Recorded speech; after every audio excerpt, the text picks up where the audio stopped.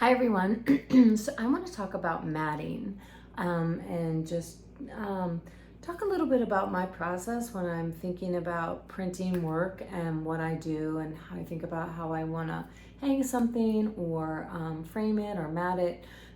First of all, I want to say that it's really important that you as a photographer take the time to print, mat, and frame your work and put it on your wall and see it every day. And maybe you have a couple frames that you just switch out every half a year so you can look at new pictures, or every month if you want to. But it's just really important for you to see your work and to view it as artwork instead of taking the picture, editing it, and then leaving it on your hard drive and never looking at it again and just posting it to Instagram. Enjoy your work, put it on the wall, all right? So please, I hope that you will at least print one thing from this class and put it on your wall and be proud of yourself. So it's a really important step as an artist and as a photographer. So please make sure you take that. So first of all, I want to so there's going to be some videos that talk about like how to cut a mat and like how to do the mathematics of figuring out your cuts for depending on the different size you're going to do. And so those are uploaded, but I just kind of wanted to go over some ways that I kind of simplified it for myself over many years of cutting mats. When I went to art school, we had to cut mats for everything, and everything had to be perfectly done. And I'm even going to show you a kit that I've had that I still have and still use, and I think it's like 20 years old. So anyway, so some important things that you want to do. First of all, you want to make sure that you get archival mats. So these are all our archival mats, or museum boards, archival mats, and you want to make sure you get archival tape, archival artist tape. And why do you want to do that is because it's just going to preserve your image longer, and it's just, you want it to be acid free, so it's pH free, neutral, and it's just not going to harm your prints, and it won't leave a yellow residue on your prints. So it's really important that you do that. I even use these archival boxes. These are archival boxes to store prints. I think that these are really, I know they're a little more pricey, but they're worth it because if you're going to take the time to print stuff, then you want to take care of it. And these archival boxes are really great for storing your photos. All right. So another thing that's kind of a must when you're handling your prints is you want to get these like white gloves, archival. All the stuff that I got, a lot of the stuff is from Archival Methods, and I'll put a link in.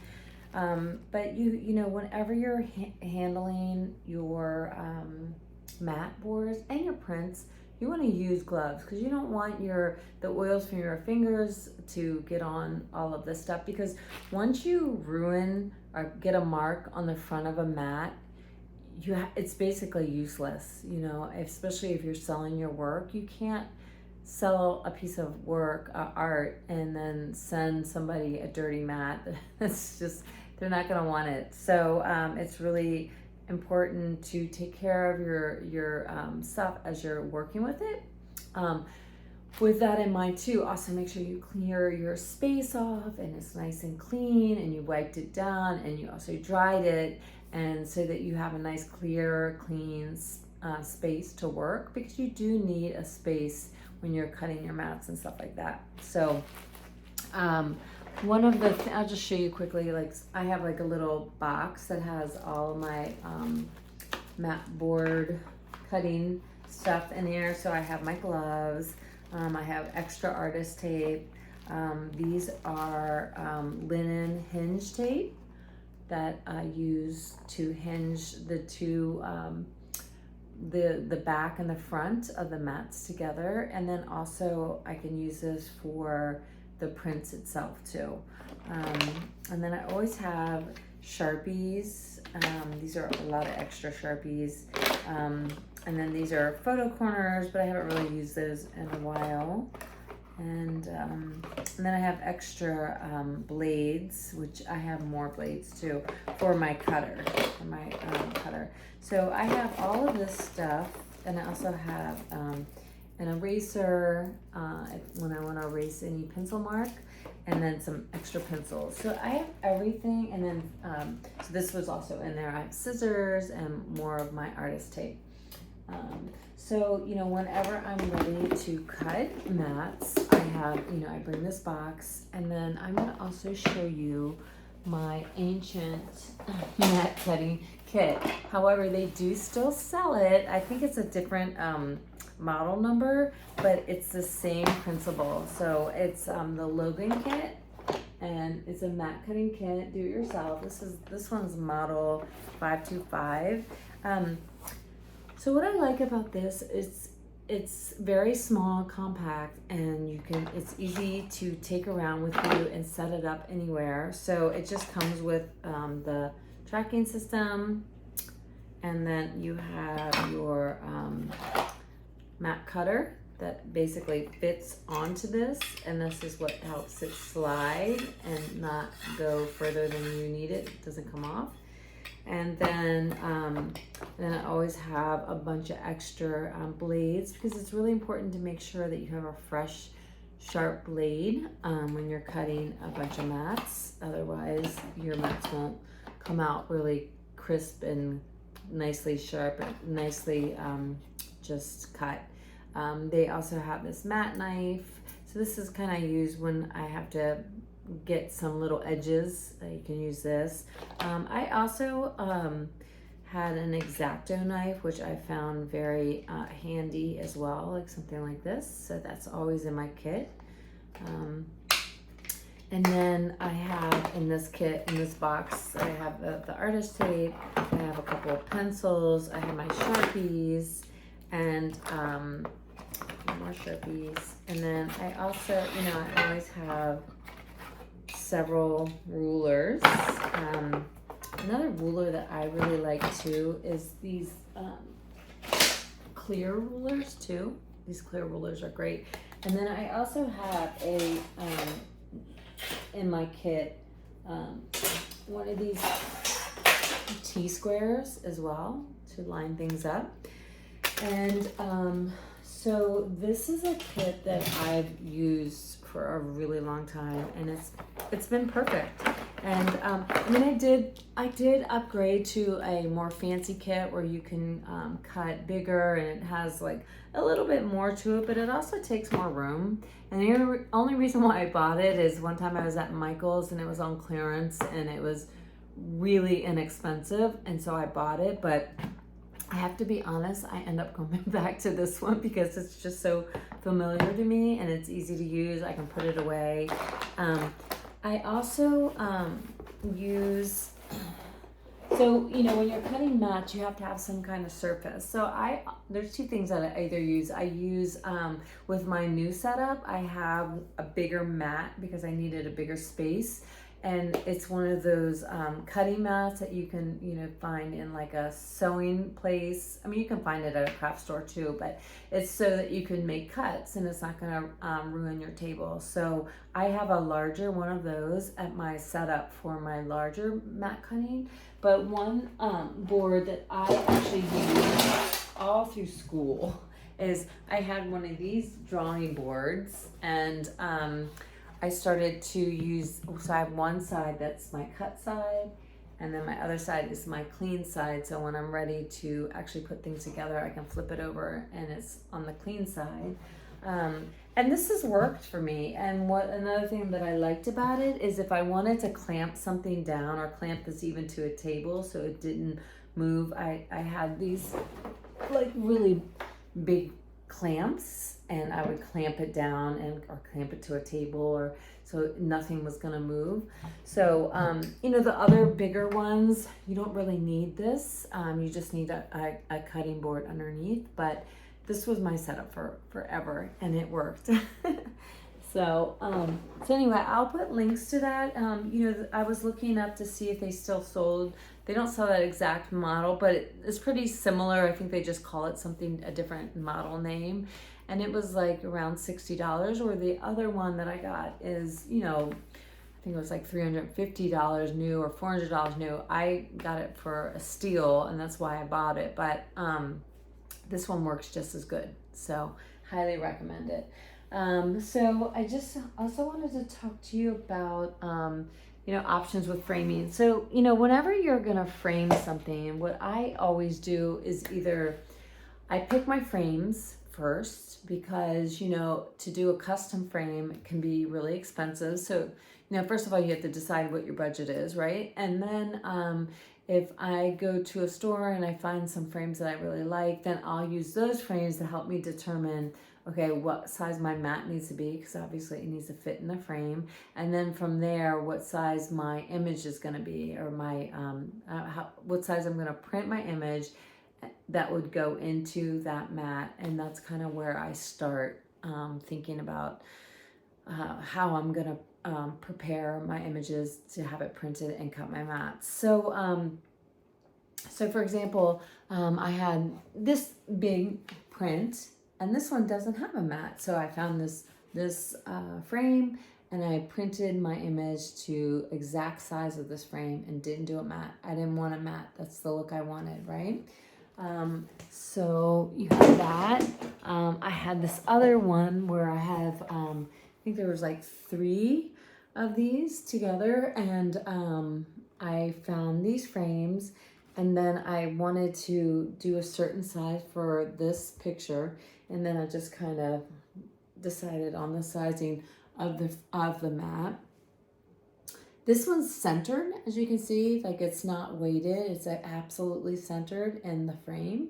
So you can decide on how you want your picture to look inside of the frame. Let me just show you another example.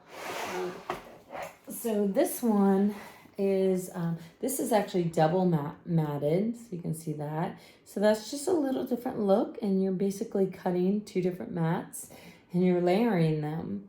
And then also one thing I want you to notice too is that this one's weighted. So when I say, sorry about the glare of my light, but so when I say it's weighted, notice that this one is not in the center, right? It's weighted down here. It's more matte here than up here. And so that is totally up to you as an artist to decide what you prefer for your work. So, some things you might think will look better weighted, and some look better as a center. So there's not really any right or wrong. It's really your preference. So there's a lot of creative things that you can do with your mat. You can double them. There's also a ton of different colors that you can do mats. Like, for example, here's some like reds, and your blue. You have your standard white. You can do black. So you can decide what color mat you want to use. Generally, I use white most of the time. Sometimes black, depending on the image. If I felt like it would look better with a black mat around it, and then colors if there's something that I really want to pop from the image.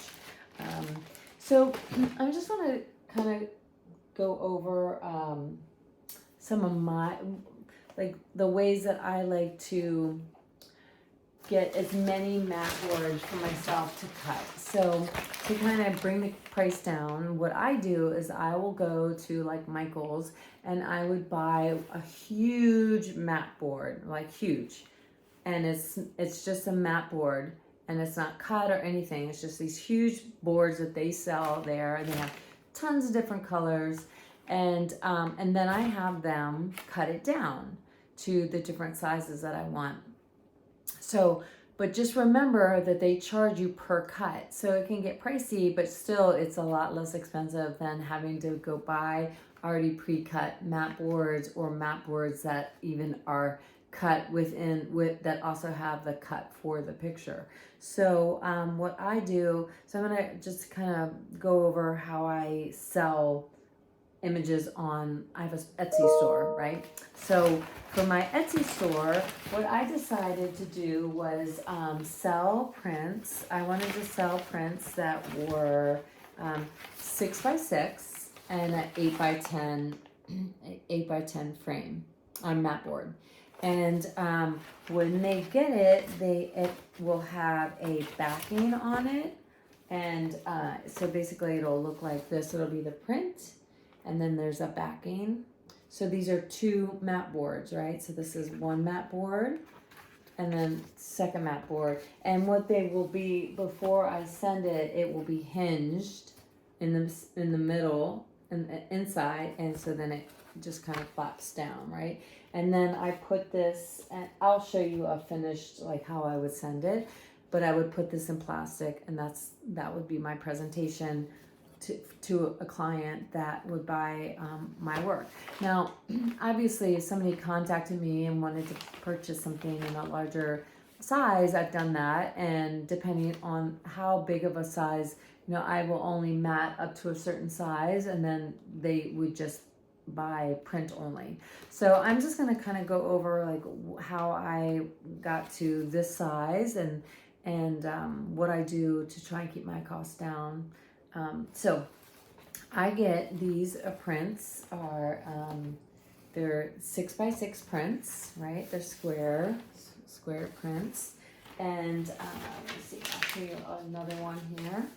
Like so here, for example, I'll get a print, 6x6 print, and then I will go and get one of those large boards, and I will get them to cut it down, and I will have them get as many 8x10s as they can out of that one board. And so then in the end, I will get what looks like basically a stack like this. It might be more because I could probably use some. And I just, keep it wrapped up until I need it. And when I need it, I unwrap it. And then I have these boards that they've cut for me. And, you'll see some of the edges, they're not perfect, but, the nice thing is that, once they're together into the plastic that I put the images in to send, chances are anyone who buys this is going to put it in a frame. So you're not going to see these edges. So it's not such a big deal. And then when you are, another tricks I do is, so you have these all cut down. And, another way you can buy stuff is, I'm just showing you a certain size. These are archival museum boards that you can cut down. And so you could buy them like this and cut them. And these are already pre-cut. And, but these would be more expensive to buy than to have them cut down like I did here. So, it just kind of depends on your budget. I have, I have quite a few of different sizes from this brand, Archival Methods, and have them 11x14, 16x20, so I can cut if I need to. I have some smaller ones, and then I also have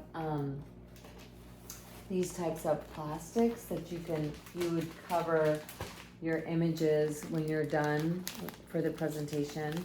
So I have these sleeves, and so I just bought different sizes that I thought I would sell, like the 11x14, 16x20, 8x10. And then even 5x7, because there was actually a time where I used to do all that Little Italy art, those art walks, and I'd have a pop up there, and at a lot of the different festivals. And I don't do that anymore, but so I'm just wanting to share with you like kind of how I try to keep my costs down when I was doing that, and then when I'm selling on Etsy. So another little trick is once you have a standard size, like if this is my standard size that I'm using, you can use and write on the back of one saying template and write down the size, and then just use this as your template. So when you're, actually I should have my gloves on, handling is new. boards. You don't want to get fingerprints and dirt on them, or else you can't use them. So, so for example, if this was my template, I can just lay it onto a new board, making sure that it's the side that I can write on, because you have to make sure that you know which side is the front and which side is the back. Sometimes you have to just look at the texture on the front of something. Sometimes the back will have a writing, so that obviously is the back. But then you would take a template board that you've measured out perfectly, looks great, everything looks great, and you keep that and you literally write template on it, and then you just keep using that if that's like a format that you're going to use, and then you basically lay it down and you trace it, right? Smart. And then you'd have it traced down, and then it'd be ready to cut with your mat cutter. So instead of redoing it every single time, taking up a lot of time, you keep these templates, making sure that they're in perfect measurement, and then just use that. So that's what I would suggest doing, and getting a bunch of these all ready for yourself. And then when you go to cut some extra. Like if you're not in a hurry and you can cut a couple extra, then cut a couple extra, so then the next time around you don't have to worry about cutting some. So that's what I had in that bag. There's different colored ones. Like these were some of my extras that I cut extras from. So I have them ready for the next job. So, and then it's also important to know about the different plies. There's a 2-ply, a 4-ply, and an 8-ply. It's easy to cut the 2-ply and the 4-ply. 8-ply is really hard. I've never been successful with it. I've tried, and the ply just means how thick your mat board is. So I'm sure you've seen some mat boards where they do the cut and it just looks really thick. Then that one's probably an 8-ply. So I tend to stay away from trying to cut an 8-ply for myself, but a 2-ply and a 4-ply I would do. What I like to do is I like to cut a 4-ply, have that as my front window, the front part, and then because there's a price difference usually between a 2-ply and a 4-ply, because it's talking about the thickness of a mat. So what you could do is put the 2-ply on the back, so have the cut 2-ply on the back, because you're not really seeing it. You're just kind of giving a polished, finished look to a client, instead of giving them something that looks like this in the back, right? You're giving them and these would be hinged at the top, but this is, a nice clean look. So what you could do is to do the 4-ply on the front and then the 2-ply on the back. So that's something you can do. Or if you just are getting, only a 4-ply cut, then just do your 4-ply and then use that. So I think with these, I got a pack of 4-ply, and then I got a pack of 2-ply, and so these would be the backing of my 4-ply. So because they were a little less expensive, and they're not as thick, but it doesn't matter in the back. It's to complete the look, to get a finished look. So let's see. Just other things that you really want to think about, like don't chimps on your blade. Like start with a clean, fresh blade, because when it's sharp, it does these nice cuts. And then, after you do so many cuts, then change it out. Like if you're cutting, like say 20 boards, mat boards, because you just want to have some extra, or you're doing a big show, change it out. Because if the cut doesn't look clean, or you have to go back and it just doesn't look good, you're not going to use it. So it's better to switch out your blades. You can also flip your blades, so you can use one side and then you flip your blade and then use the other side, so you can get usage for both sides of the blade, because depending on what side is pressing down. So that, make sure you do that, and then remember to change out your blade. You know, maybe if you don't use it a lot, maybe you put yourself a little note like, hey, I cut 10 mats on this blade, so then when you go back in there, you can be like, oh, okay, I don't have to change it out. I only cut 10 mats, I'm good. So it's really important to do that. And just also just taking your time, like try not to rush through it, because that's when you make mistakes, when you rush to cut your boards. You know, just really think about what you're doing. So let's see, let's see if there's any other thing. So when I send these out, like here, see, these example of some stuff that I printed and used a smaller, I did square, because a client needed, you know, this size. So I've done that size before, and yeah. And actually, I think these were for a show I did, yeah. And I decided to do these this size prints. So, and another thing about like when you're taping the prints on the, you know, on the back, you put these pieces of tape to hold the images. So you're using the artist tape that's also acid free, that's going to help not yellow your prints. You know, take the time to like cut the tape so it's nice, you know, and try and keep them like I'm really like, I tried to keep the pieces of tape like pretty similar size, and I cut the ends instead of just ripping it so it looks messy. So to keep it look as clean as possible, I try to cut both ends of the tape, so when it goes up here, it's, you know, a clean cut. I try to keep the sizing around the same, and just, you know, so it looks good. You know, even if the client opens up the back, it still looks good. It's not like ripped tape and all over the place. So I try to really do that. Let's see what else. Like here's an example of something, like if I were to sell this on Etsy, here's the plastic sleeve that it's in, and this would be the final picture. I'm gonna put my gloves on real quick. And, you know, you'll notice that it has a front and a back mat. And I'm gonna see if this one is two different plies or if this is the same. Let's see. Anyway, so let's see. Let me pull this out. So you can see that, you know, you have the two different mats here. Yeah, see, so this one is, you'll see that this back mat is thinner than the front mat. So this is the 4-ply and this is the 2-ply. And the 2-ply, you don't need it to be as thick. I mean, if somebody was gonna only have it like this, then maybe it's better to have 2 4-plies, but usually somebody will put it in a frame, and so it would it would be in a frame. And so the 4-ply, the 2-ply on the back is really just to help with the overall look of the image. So what I like to do is I put it in these sleeves, and I always write a thank you card, and I, you know, put a little discount for their next purchase at my Etsy store, and or on my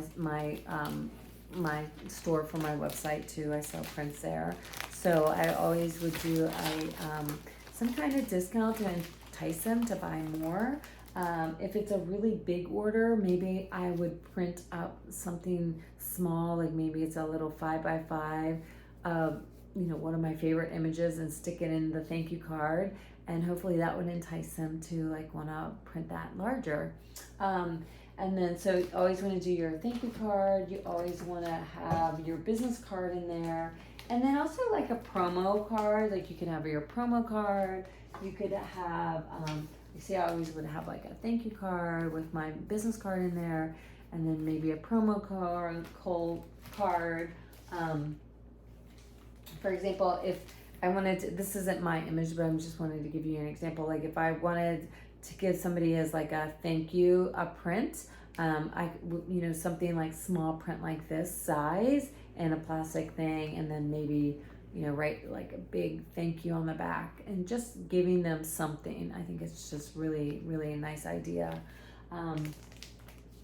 And we're going to talk later about promo pieces, and but also this would be a really beautiful promo piece to add into your prints. This isn't my stuff, but I just wanted, if you were to create something like this that shows your work, or maybe that it's a show, and you would stick it in with your artwork, and to, I usually just stick it into the back of something in the back, and then I write and put the thank you card in there. And then another thing that I like to do is tell them something about the image that they bought, like write it in the thank you card. Or if it's a really interesting story about the image, you could even, just type up something and like maybe print it on nice cardstock where you can add it into your image. It's just a nice touch. A lot of people like to hear the story behind your images, or maybe why you took it, or where were you. They're really interested in the story behind something, because it's something to talk about. If it goes up on their wall, they're gonna talk about the artist that did the work, and so it's really fun to do that. I just feel like it's just extra, and I like extra because people feel really special when it's extra. So when I'm doing my my Etsy prints, the 8x10, as you can see, this is the size, right? And I don't have one of my slips that I would normally put this in here with me handy, but I am just gonna stick it in here, and we're gonna pretend that this is one of those slips. Grab the wrong size. So anyway, we're gonna, we're gonna pretend that this looks like this one, that it fits like this one. And actually I can even show you on this one. So what I like to do is, for these smaller ones, you can use these priority boxes, right? And what I do is I will actually cut one side so I can open it all the way up, right? So I'll open it all the way up here. And so imagine that this is one long box, right? And I literally tape this. So this is, I would tape it inside the box, tape it, and then retape the box. And then that way I could send it, and that's sending it priority mail. It's not gonna get damaged. If you put a print in to something that's going like this, by the time they get it, the edges are gonna be damaged, and they're not gonna want it, or they'll give you a bad review, or you'll have to reprint it. So, what I like to do is to find either like, so basically I use these, you can use whatever you want, but like, for example, if this was opened up all the way, here, let me just open it up so you can see what I'm talking about. Because then you just re-glue it or retape it. So what I do is I open up this priority box all the way, because I'm going to use it, because I'm going to send a priority. I have proof that it was sent. And inside this is going to have my thank you card, my promo piece, right? All of that stuff's going to be in here. Here, let's see. I'm going to send this promo piece to my client, the thank you card, and maybe I'm gonna send a little extra print because they did a big order for me, right? So I'm just gonna have all of this goodies, and it's gonna be in the back, so it's all protected, and this is gonna be here protected, and then I'm gonna open up the box, remember, and I'm going to literally tape this down with some tape so it doesn't move. I'm gonna literally tape it down. And once I'm done taping it, I'm gonna put the box back together. And I'm going to, let's see. There we go. Put the box back together, tape it down. And now it's super light, but it's not moving because remember my picture's taped in the center and it's not moving, and I can send it like this. So that's what I like to do, and that's why I like that size, because then I don't have to worry about getting different boxes and ways to print it, to send it. You can also send it, like for example, if you want to send it in an envelope, you could send it in an envelope. But just remember when you send it in an envelope to protect it again, like how I showed you. Put this back in the plastic. You know, it's just a lesson learned that I learned as far as sending stuff where I didn't protect the image and it moved, and then the edges got all banged up, where you literally tape it to something like this, and then you could stick it into an envelope and send it that way. So you can do that if you'd like. I like priority mail because I know I can track it, and you know, I charge my clients the shipping costs, so I'd rather have it safe in that than in something that will get bent up. So anyway, well, I hope that was helpful, and like I said, please print your work. I hope you print print 2 images from our class, put it on your wall and enjoy it, because that's when your work starts to feel like art, when you see it on your wall. So anyway, please watch the other videos about how to cut a mat and how to do the math about when you're cutting a mat, and purchase one of these mat cutters. You're really going to use it. If you feel it, if you're going to continue with photography and you want to print your work, you can set up an Etsy store. We're going to talk about setting, you know, how to sell your work in a week or so. And so, you know, you can easily do this from home. So, and cut your own mats, keep the cost down. All right. Thank you.